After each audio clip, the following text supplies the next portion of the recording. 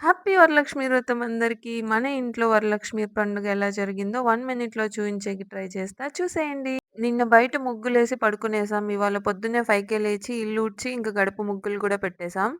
ఇంకొక చిన్న back drop ఏసి అరటి పిల్లలు, చెరుకులు సైడ్‌లో పెట్టేసాం.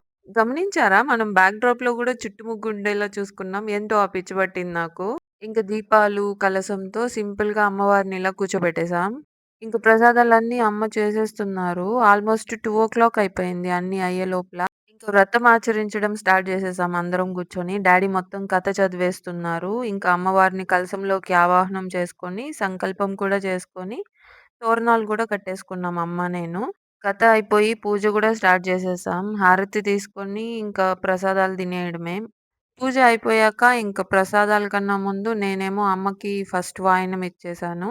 మళ్ళీ అమ్మ కూడా నాకు వాయనం ఇచ్చేసారు. ఇంక మమ్మీ, డ్యాడీ దగ్గర నుంచి బ్లెస్సింగ్స్ కూడా తీసుకునేసాను. ఇంకా అరౌండ్ 4 నుంచి మన ఇంటికి మహాలక్ష్ములు రావడం స్టార్ట్ చేశారు. ఇంక వాళ్ళకంతా వాయనాలిచ్చి పంపించేస్తున్నాము. ఇప్పుడింక ఫ్రెష్ అయి పడుకోవడమే. సబ్స్క్రైబ్ మాత్రం మర్చిపోకండి. ఉంటాను. Bye bye.